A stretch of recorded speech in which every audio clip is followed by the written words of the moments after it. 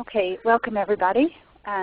Today's webinar is Successful Classroom and Home Transitions that Reduce Challenging Behaviors.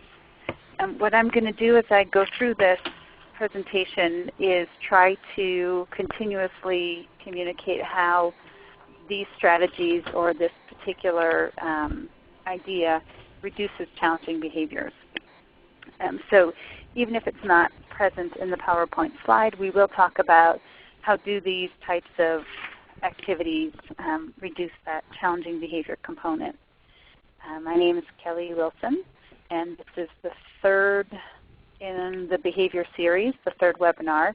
The first one was on understanding behaviors, the second one, successful large groups. And today we'll be looking at transitions. We'll start off talking about transitions within like programs and classrooms, and then we'll talk about that home to program transition. And then I will also throw in a couple of things that I learned that really help promote smooth transitions from program to program. So we'll finish up with that piece, the program to program, but the primary focus is going to be on classroom transitions and classroom or program to home transitions. Okay, so welcome everybody. Again, phone lines are open. If you're going to be in a noisy place, please do mute that, and I thank you. I would also like to again thank our funders, the Division of Child Care, Part C, and the Division of Behavioral Health. They have given us great opportunities to provide training to a lot of folks that we may not have been able to reach. So I'd just like to thank them for their ability to get us out there. Okay, so today we're going to talk about transitions. And I'd like to start off, let's see here. Sorry, I'm just going to go back to that other one. It didn't load up for me. We're going to start off with this bit of information. This was on the description of today's session as well too. There's many articles that have been written about transitions, and this one in particular states that children spend as much as 20 to 30% of their time in transitions, and that can be from one activity to another, from one place to another place, program to program, just in general in an average day, 20 to 30% of their time. So if you're looking at an 8-hour day, that can be anywhere from an hour and a half to 2.5 hours. Given how long the transitions are, that's a considerable amount of time in an 8-hour day. So we're going to look at how do we make those transitions more successful? How do we create learning opportunities?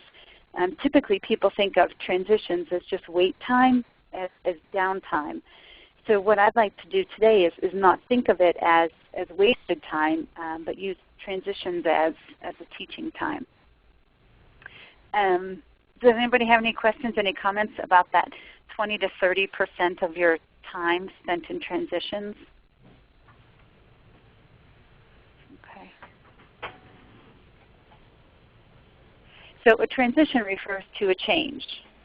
And there's all kinds of different transitions, and this actually just lists a couple, and these are the couple that we'll talk about today. Transitions from one activity to another activity, multiple settings, and then multiple settings can be school to home.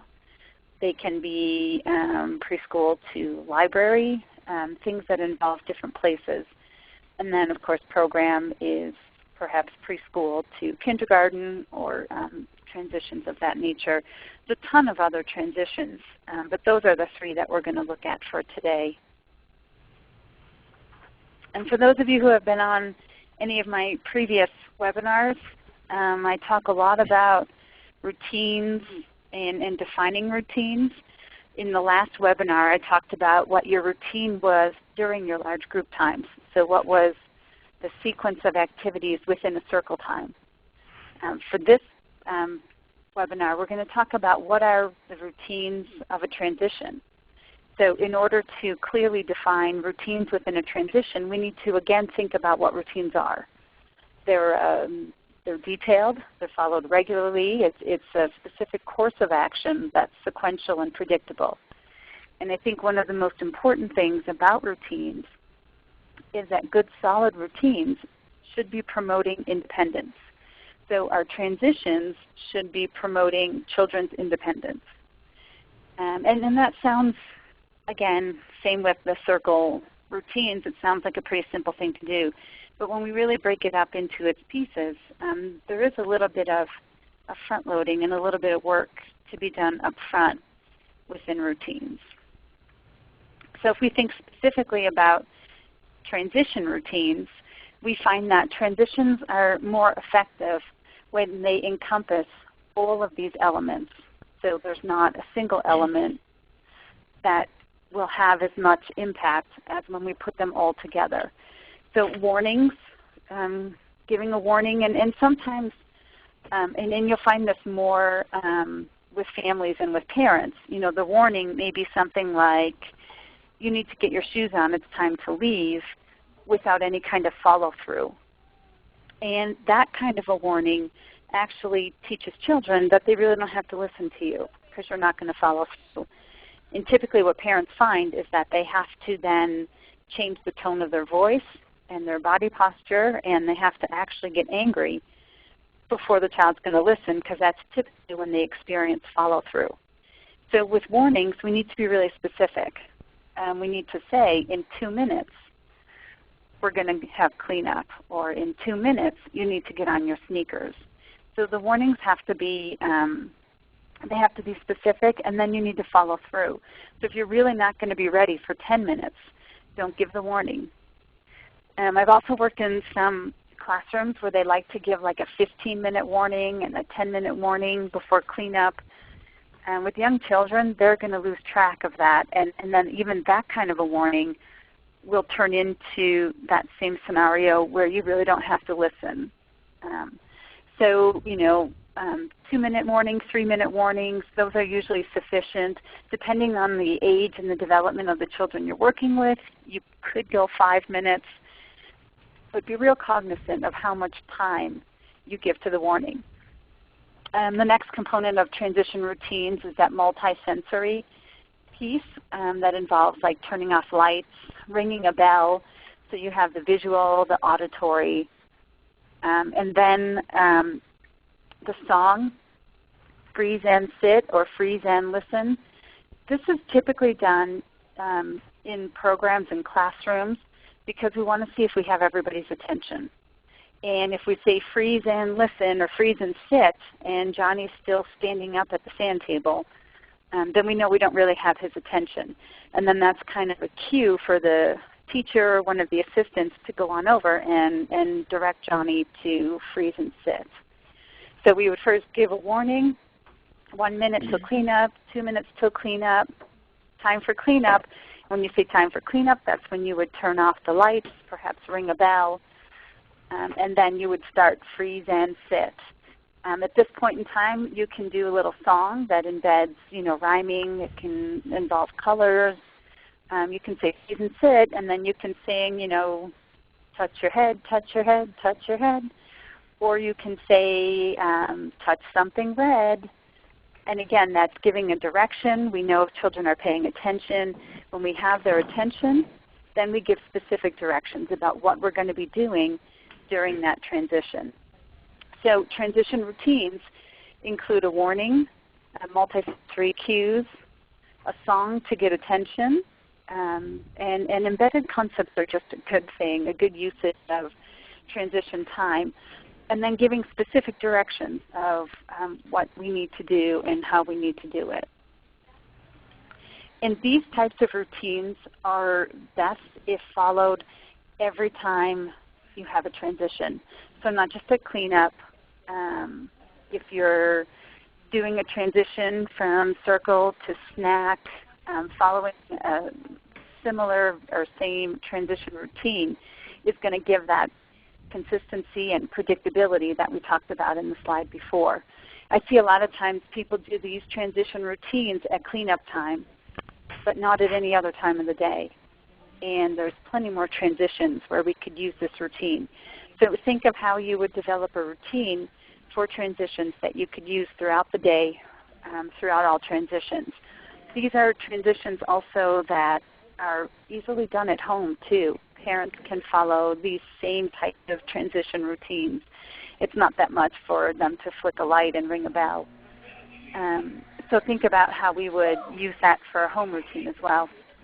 Another nice thing I like about these transition routines, I've worked with some kids who during transitions tend to pull hair or push other children, and if we're giving them something to do, like touch something red, it's giving their hands something to do so that hitting doesn't have the opportunity to occur. Okay, does that make sense to everybody? So we look at our routines, and then we're going to look at how do we start creating our transition routines.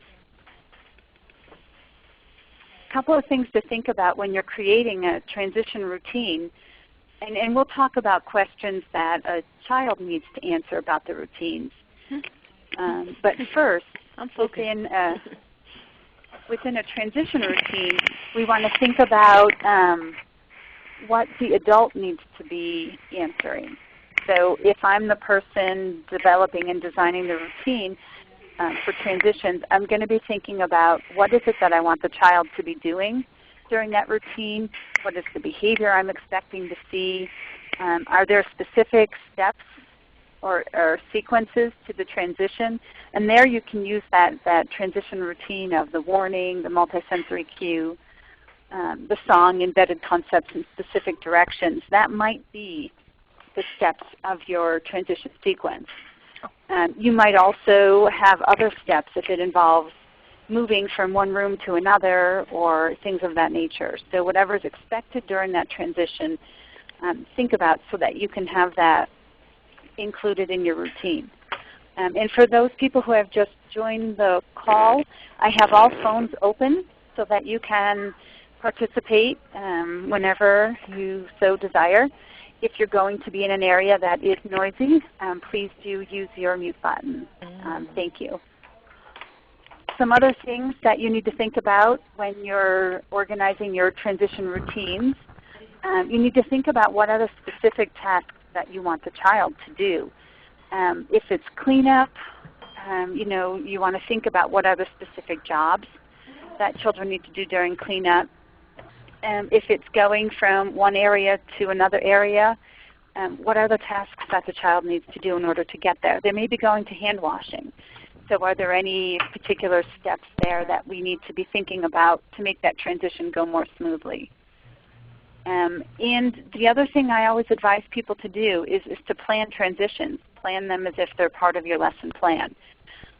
If you plan out your transitions and they're on your lesson plans, first of all, we'll be able to individualize a lot easier. And then you're going to have that plan already in mind before you head into your transitions. So consider making them part of your lesson plans. If you're working with families, consider having families think about transitions as a teaching time. The other nice thing with transitions that we sometimes forget about because they can be really stressful is that it can be really fun too. Transitions can be a great time for songs and games. It's a great time to embed learning when it doesn't even feel like learning. So think about the transitions that you're going to be doing and how to make it fun. There's some really nice resources for transitions on the Cephal and Taxi websites. So you can look into things like that. Another thing, if you just Google school transitions or something like that, there's a lot of people that post all kinds of really creative ideas on how to make transitions fun. So when you're thinking about that and you're planning for transitions, be thinking about how are ways that we can make transitions fun and entertaining.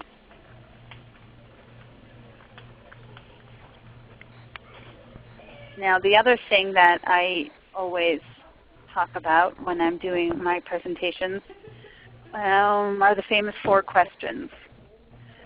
We talked about the 4 questions in relation to circle time and how children are supposed to know what they're doing and know that they're making progress, know when they're finished, and what to do next. Think about those 4 questions in relation to transition time. How do children know what they're supposed to be doing? How do they know they're making progress? How do they know when they're finished and what they need to do next? Again, this is something that I see folks do really, really well on that cleanup transition from a free play to cleanup. But think about how do children answer those questions in all different areas of transitions. That can be done through some type of visual sequence to transitions. You know, sometimes just those sensory cues and those auditory cues can be enough to give us that beginning, middle, end kind of sense to transitions. The next thing I want to do is look at a scenario. So Michelle is a 3-year-old girl. She enjoys playing in the kitchen center and interacting with friends. When the teacher announces it's time to clean up and sit on the carpet for group time, Michelle gets very upset. She throws toys and pushes other children. When the teacher comes near her, Michelle starts screaming and saying that she is not finished playing. So this is going to be an opportunity for folks to participate. What do you think the problem is?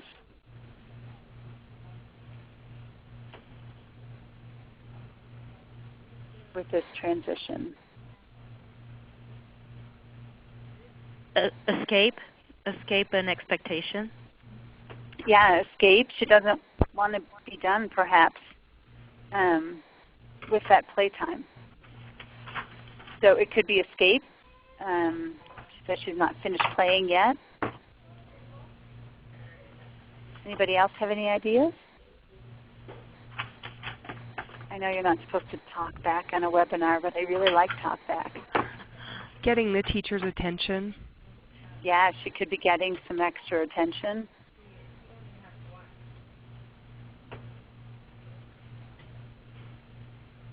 She also could be delaying transitioning to circle. So there's a lot of things that could be going on there. And this is where we relate this back to that challenging behavior piece. You know, if the purpose and the function is escape, then we would develop a transition strategy and a transition sequence to help with that escape piece. If it was attention, that would be an entirely different strategy. If it was delaying transition, yet again, that would be another strategy. So for example, if the purpose of this behavior was that she wanted to escape cleanup, then we might develop a transition schedule that shows her the things she needs to clean up and then be done with cleanup and go to circle.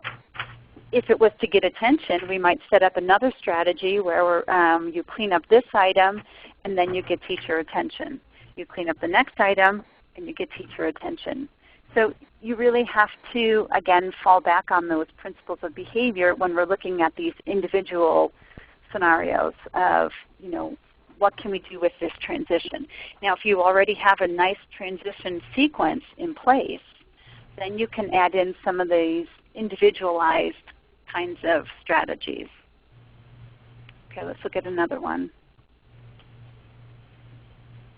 Oops, got on too far. Okay, Jim is a 4-year-old. A 4-year-old is a new preschool student. He and other preschoolers in his classroom are playing on the playground. When Miss Johns calls them to go inside, they all gather next to the entrance door. Jim stays in the sandbox. When Miss Johns approaches him and asks him to come with her, he starts crying and screaming, then drops to the ground. I'm sure nobody has experienced this when it's outside play, right? So what's the problem?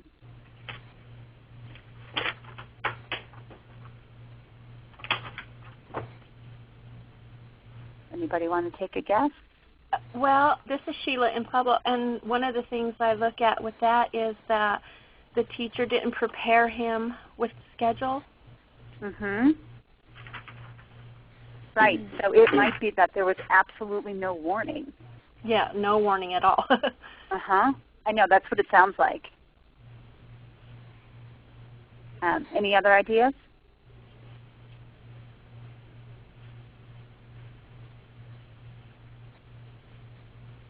Well, It could again.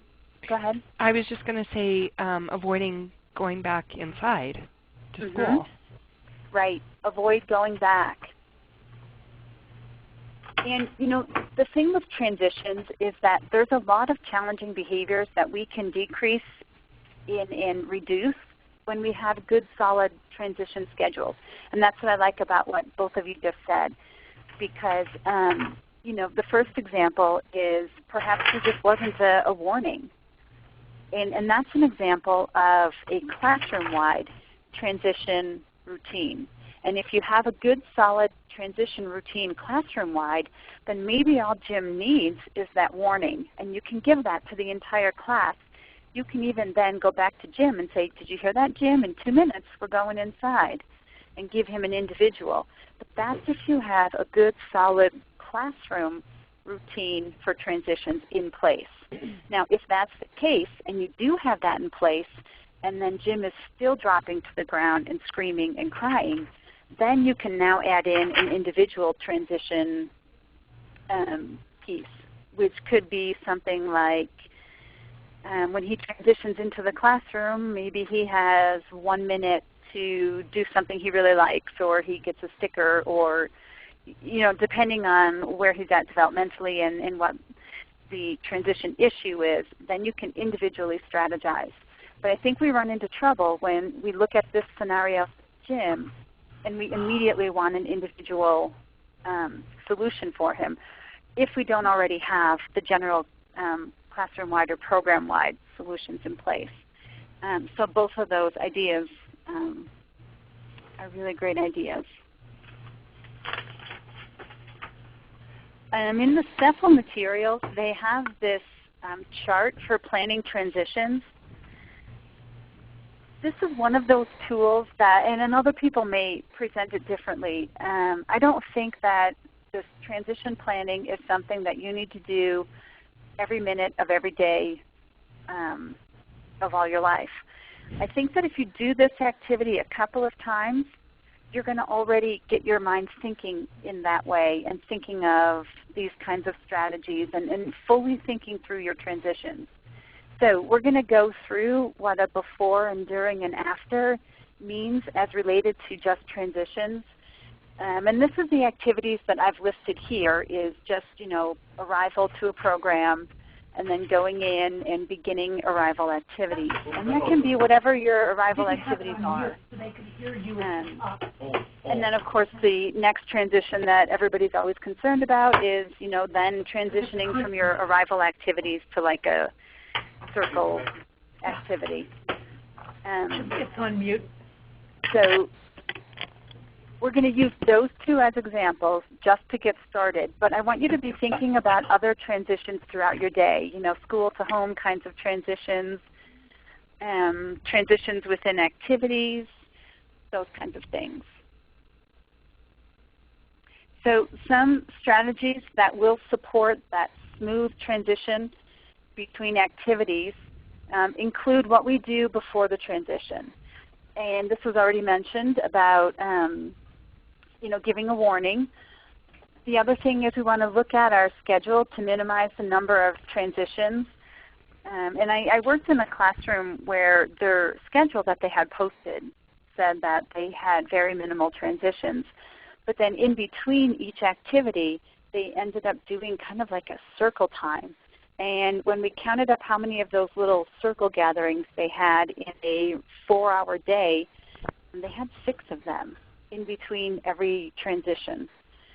So think about how many transitions you have and how you can minimize that. I know some programs, the children snack time is part of their free time, part of their centers and free play. So it's not an actual transition to and from snack, they embed it in one of their already developed activities. So think about things like that, and it's actually not a bad thing to write down your schedule and actually write down the number of transitions that you're going to encounter in your schedule. And the other thing is that's good to do before a transition is think about what the children and adults will do. And we mentioned that on the other slide. What is it that we want to be happening during that transition? And then provide those verbal and nonverbal cues before the transition that it's getting ready, it's coming. And taking time to actually teach the expectations for the routine or for the transition, that can actually be done while you're going through a transition. You can teach expectations for transitions during group times. There's a lot of different ways to teach that. And looking at, are there any ways to minimize the number of transitions in which all the children are doing the same thing at the same time? So can we stagger that? We have a group of children go here where another group still stays engaged in the previous activity. So these are things that we would do and we would look at prior to a transition.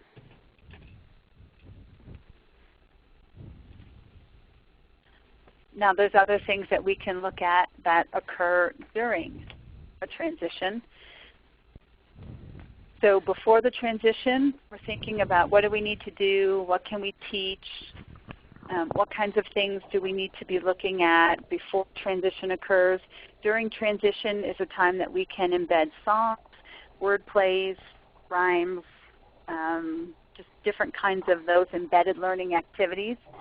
We can also look at planning for like a gradual kind of increase or decrease in the level of activity, especially if you're going from free play to an activity that is going to be less active. Then we look at how can we plan that transition to go from more active and kind of bring everybody down and start bringing the energy level back down for a less active activity. And allowing children adequate time to finish activities has a whole lot to do with that warning time and how we plan the activities before, making sure we have enough time to get things done and to finish what we're doing. Another thing we can do during transitions is look for, when you're going to have some children that are going to finish the activities before others. So do we have a plan for what we do during those times?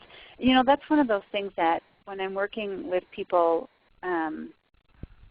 they always assume that that never happens or that there's a plan for that.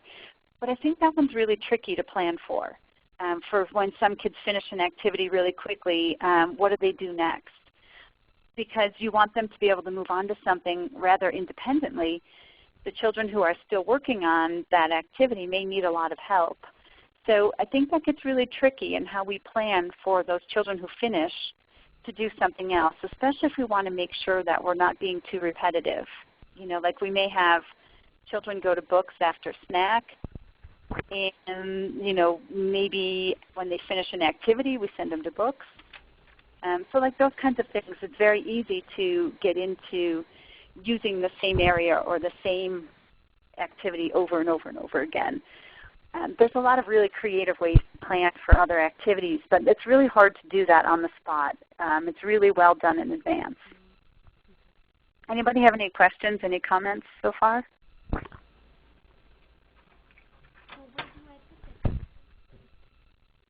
After the transition, providing that positive feedback for children who are doing a good job with their transition. Now this doesn't mean that you don't give any of that positive feedback or positive attention throughout the whole transition. Certainly we want that embedded throughout. But at the end of the transition, making a point to point out some more of that, what children are doing and being very specific about what they're doing in the transitions, that is really good. Again, you can do that during as well, but I would put it, layer it on really, really thick at the end. It just seems to have a pretty big bang effect when we're really commenting on the transition during and then were really commenting significantly on the transition after. It's a good thing too to do a lot of commenting during transition time. And if you remember, that praise is you're doing such a good job putting the blocks away. And you don't have to always do the praise when you're giving the feedback. You can say things like, look, Johnny's putting the blocks away. So you're not saying good job, but you're talking about very specific things that he's doing during a transition.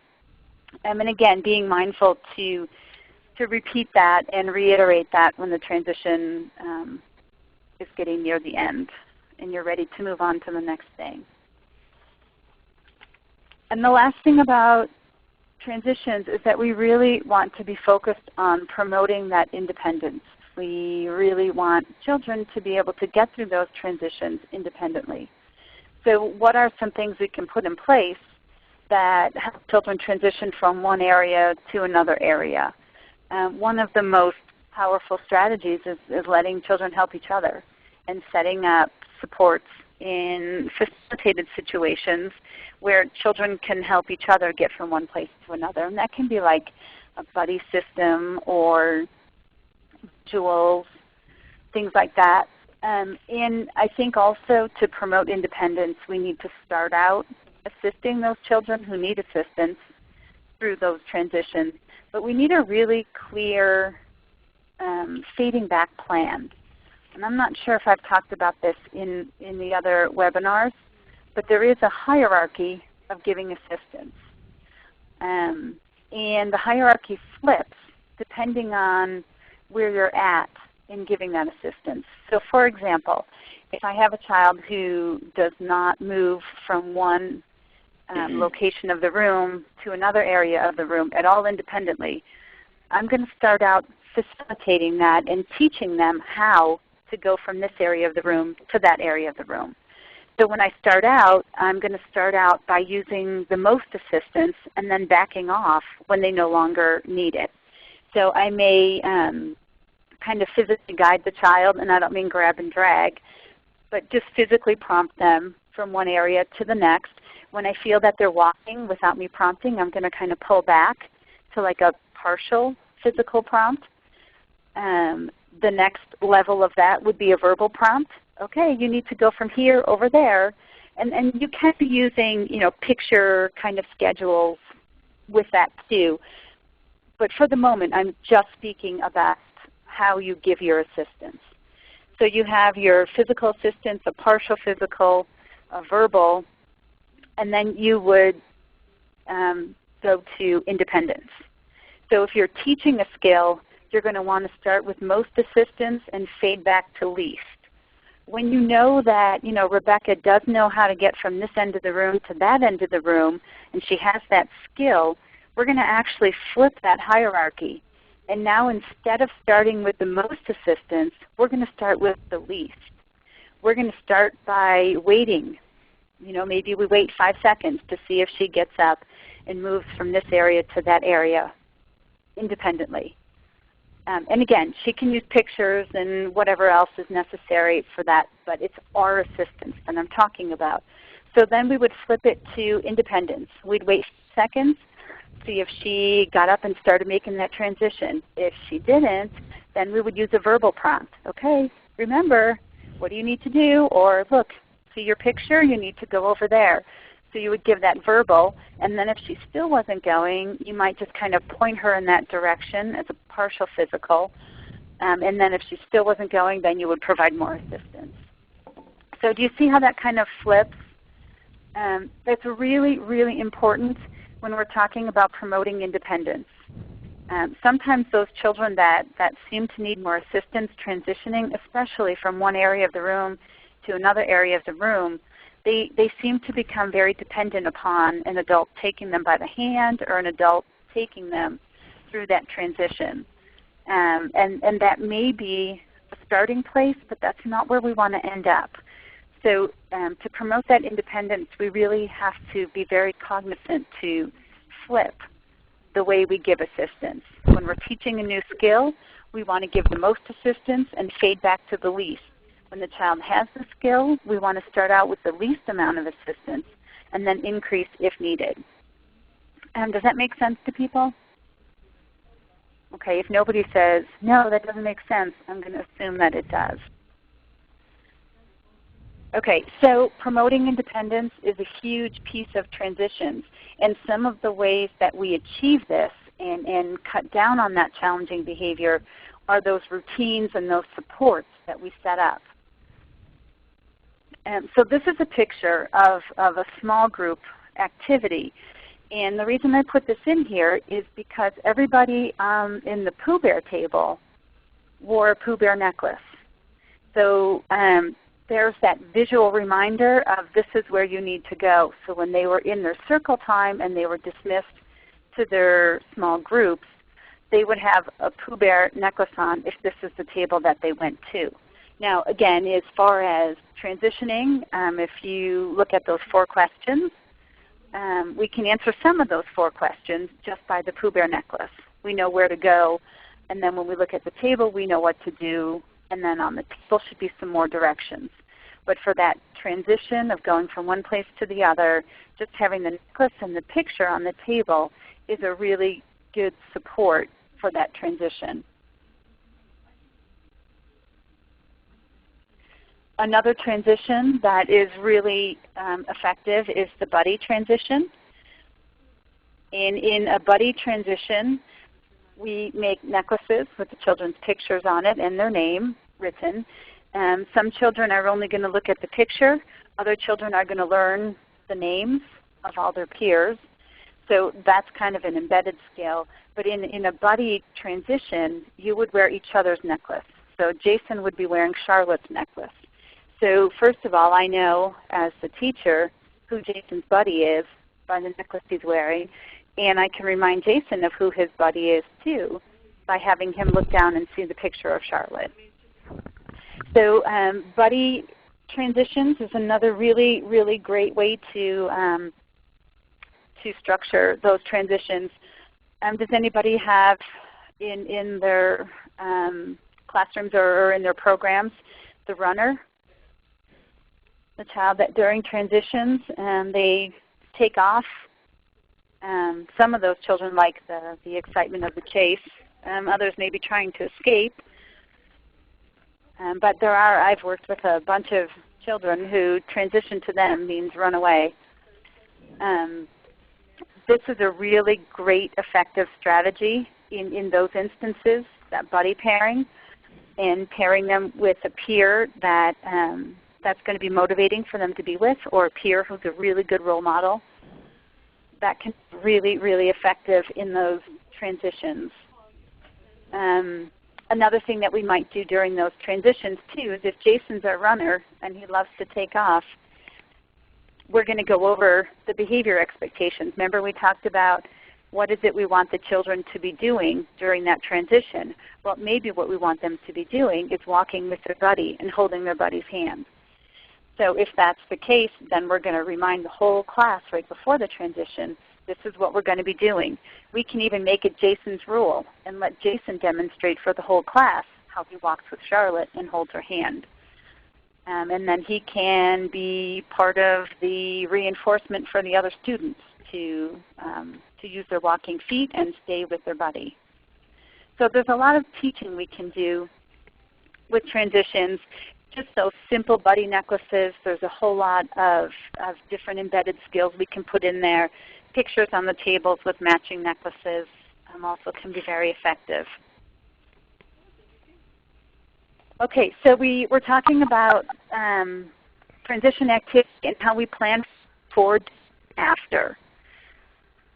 So I put this chart in here. And again, this is a good activity to do on your, within your daily schedule. And this is actually a really nice one to do for parents for home too. And then I would have them pick like one transition that they really want to work on and have that be the focus of what they do.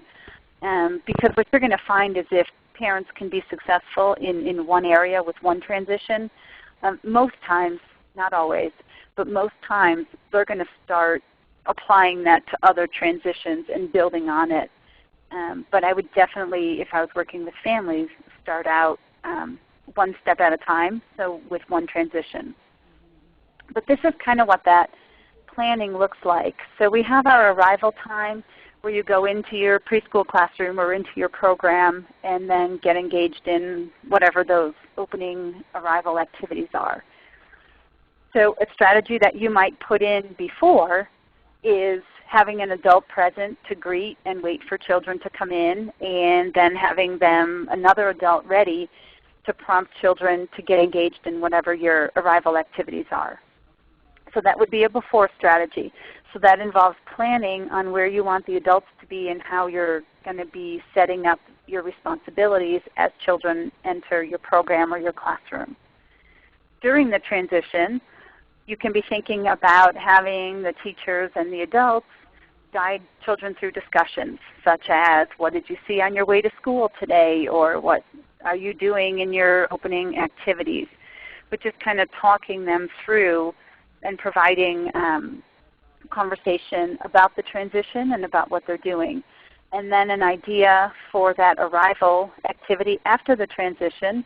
The teacher can give children high fives and that social verbal praise as they enter the classroom and they begin getting involved in the arrival activities.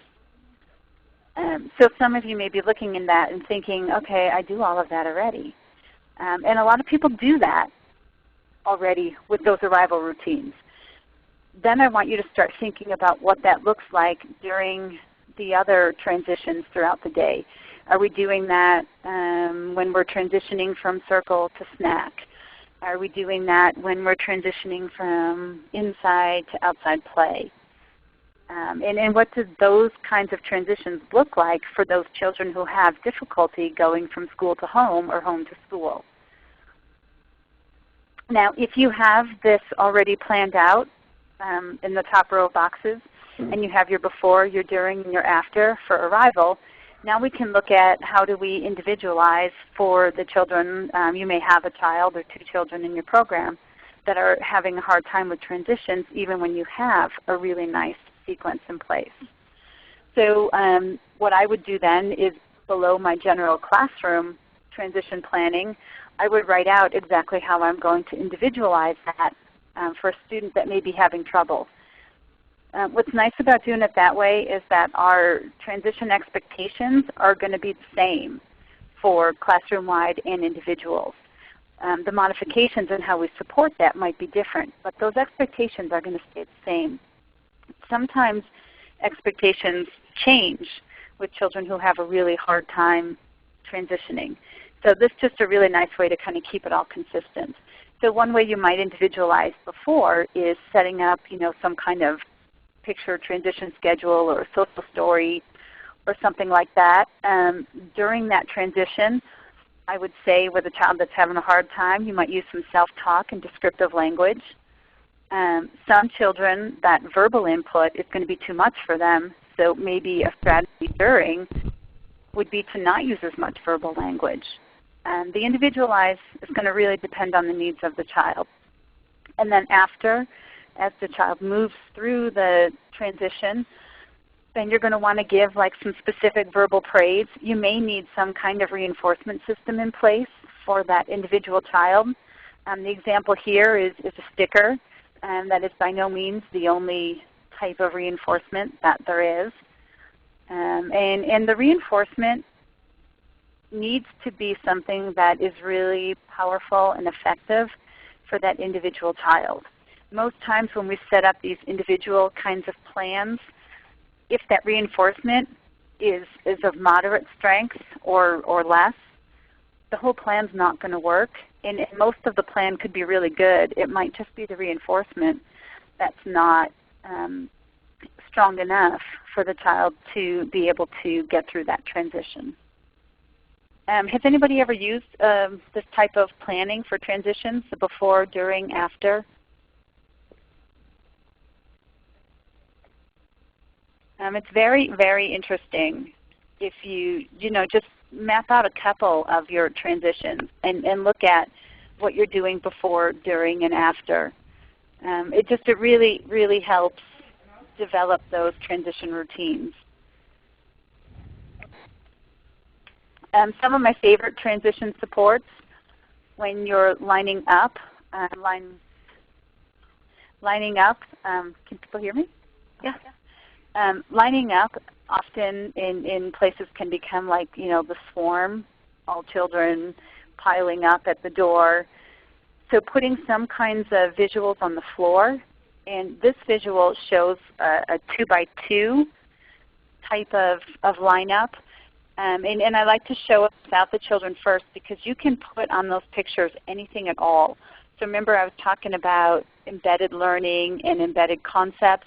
You can put shapes on there. You can put colors. If I have kids that really have a hard time lining up, or let's say Samantha always has to be first, and if she's not first in line, she's going to be upset. Well, maybe on the fourth spot, I put a picture of two princesses because princesses are her favorite saying. And then we get her to line up on the princesses, and it's not the first person in line. So there's a lot of different ways that you can use those visual transition strategies.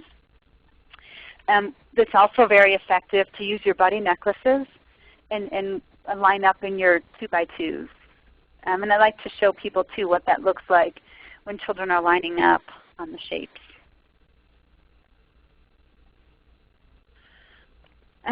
Some other ways that we can individualize, and again I recommend having good, solid, general routines for transitions before you individualize. Individualizing before we have a general classroom transition routine typically isn't successful for very long. So individualizing can include things like picture schedules, additional warnings, some of those individual warnings, first then schedules, embedding child interests, like perhaps the line up squares on the floor, have princesses and things like that. So thinking about all those different ways, social stories, there's a lot of different ways to individualize once we have our general routine in place. One example of how you can individualize is an object schedule. In this object schedule, the child was transitioning to water table and then to the Play-Doh table. It was during centers, but she used objects to transition. If you're going to use an object schedule for transitioning, whatever object you're carrying, you need to then use it when you get to that place you're going. So when she took this orange cup and went to the water table, she used it to scoop water and pour water. So keep that in mind with object schedules for transitioning. Objects then need to be utilized when you get to the place where you're going. I have another individualized schedule that I really, really like. And in this one I kind of put two pictures in on one visual. So we have the center planning board up front, and the teacher is there holding up names. And she's holding up Katie's name, who is sitting in the flower pants directly in front of the teacher. You can just see her legs and her sneakers. Katie would not get up on her own and come up to the center board. She required an adult to stand her up and take her by the hand to get to that center board to pick where she wanted to play. We really wanted that independence piece. So the little square in your picture that looks almost like a carpet square, it has a green block on it, the teacher's picture, and then in that little box would be a reinforcement of some kind. And what they did is the aide would come over and give, I forgot what name I called her. We'll call her Susie. So she would come over and give Susie this yellow strip. Susie would take the green block off, which was her favorite block. She loved these. And if you look on the center time board, there's a little white picture that matches the block. So she would the block, which she really loved, and she would go put it on the center time board, and then she would take the picture of her teacher and give it to her teacher. And then the teacher would give her some kind of reinforcement, and she'd take her name and go play. So that was an individual strategy for that child so that she could get up and transition without having an adult help her.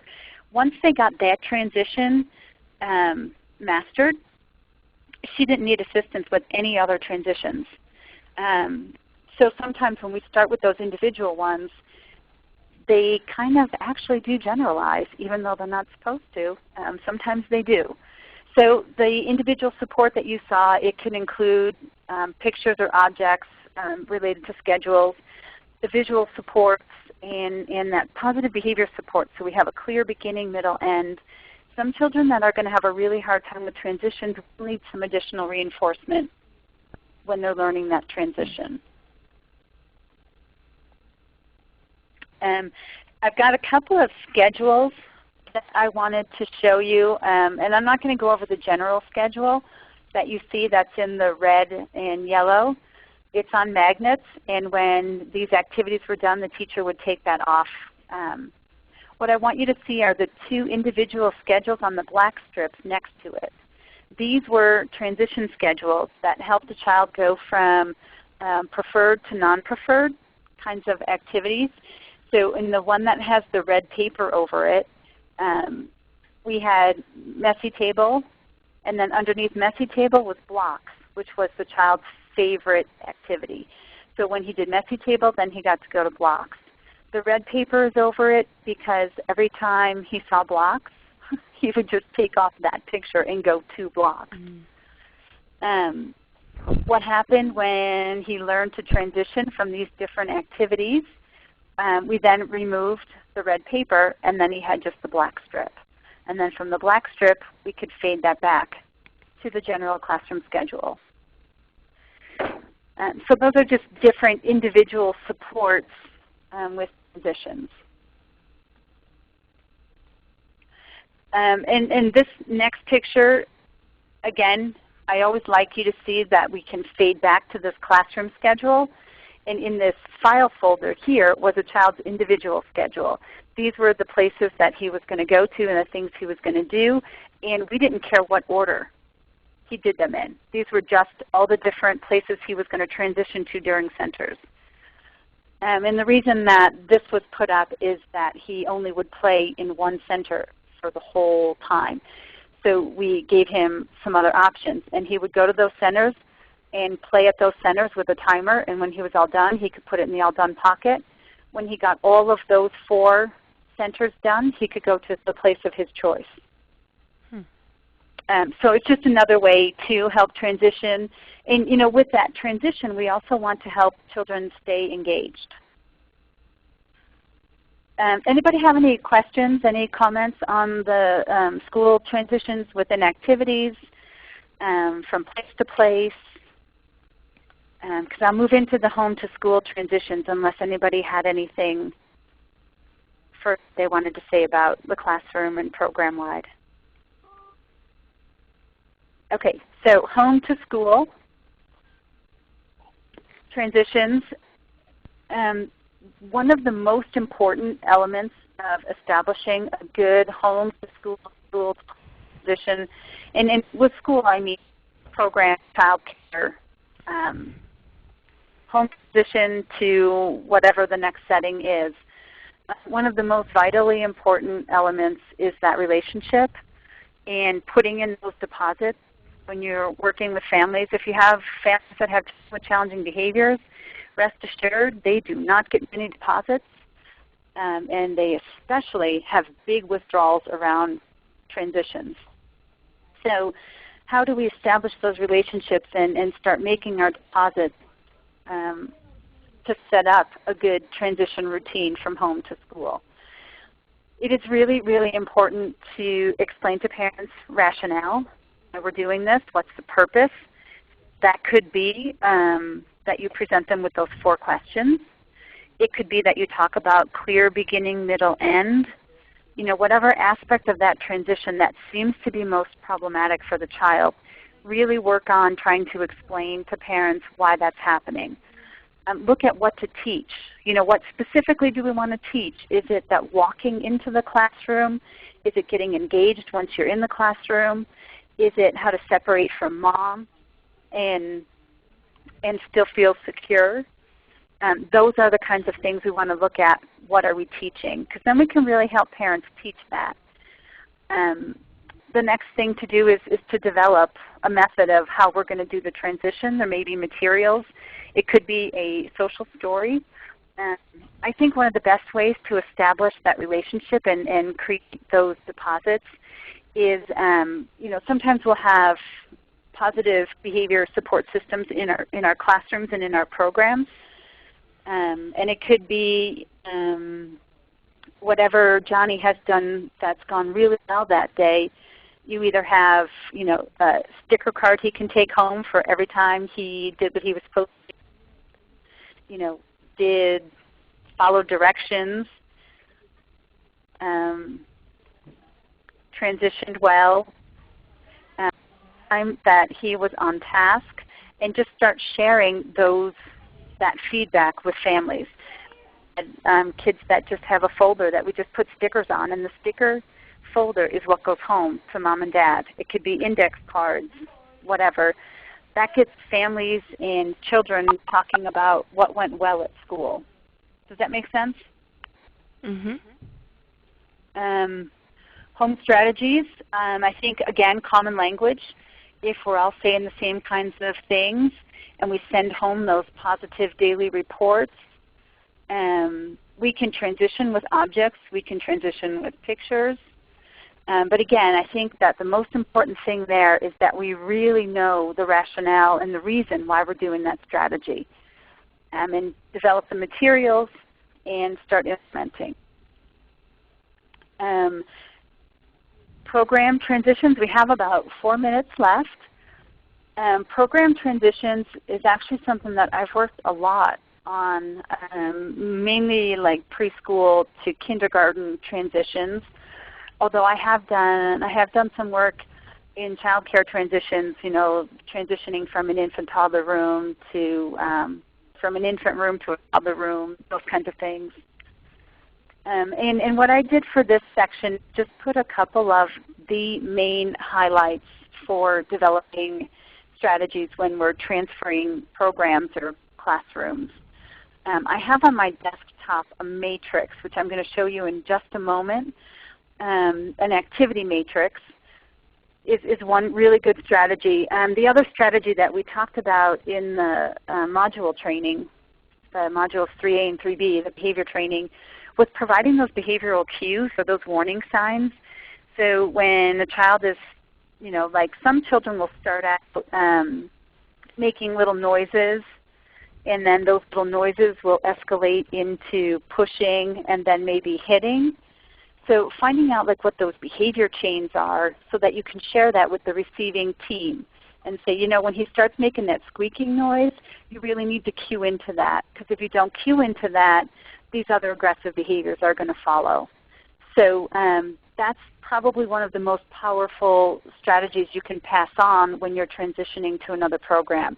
Is what are those first initial warning signs? Is it that they're getting squeaky? Some kids, blow raspberries. Whatever those initial cues are, you want to pay attention to that. And if you know methods to help the child calm down, that's a really great strategy to pass on too. Another thing I like to do when working on those transitions is really look at, what were the transition strategies I used in the beginning of the year, and how did I fade them back. Okay, so I'm going to try here. Hopefully it's just going to work like a dream, and it did. Can you all see that schedule there and activity, objectives, accommodations, modifications? Can you all see that? Yes. Okay. So the schedule could be that arrival time, and then you would fill in as a program, this is what children do at arrival time. They write their names, they do letter matching, and they play with manipulatives at a table. Now if you have a child that has a hard time transitioning, you may have some special accommodations and modifications, and that's what's in that next box. So for sign-in, this child uses a flat board, and at first you do hand over hand, and then once they do the first letter, then you fade back to that partial assistance, and they can then write their name. Then it'll tell you how they do letter matching and how that child does manipulatives. We have the next activity is transition. And classroom-wide, this is the sequence the teacher does classroom-wide. She gets everybody's attention. She says touch a color. Then she gives position directions for cleanup. and this child follows the general classroom directions. So providing a matrix of this nature for children who are transitioning to another program is incredibly helpful. Any comments, questions on that matrix? All right, I'm going to try to go back. Did you say that was in the module? Because I haven't seen it. Where is it? The matrix is not in a module. The matrix is something that I have developed. So if you want a copy of this and some instructions on how to do this matrix, you'll have my email at the end of this presentation. So just send me an email and I can forward it to you. Thank you. Okay. All right, Josh, how do I get back from my desktop? All right, let's see. Go up to that sharing window in the top right corner of the screen. And you can do, where did my sharing window go there? Let me see if I can return us back to presentation here. Here, there we go. All right, there we go. Thank you. Sure. Okay, so to finish up, for your toolbox for transitions, consistency is going to be the key. Developing those routines for general practice and then individualization is going to be very, very important. Thank you all for joining me today. Here's my email if you have any questions. I will be sending out the PowerPoints in an attachment to everyone who's registered for this webinar. So be looking for those. They will be coming. Thank you, everybody. Thank you. Have a good day. Thank you.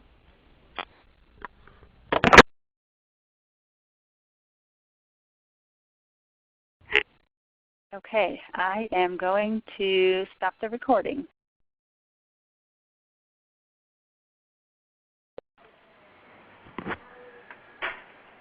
Thank you. Please stand by.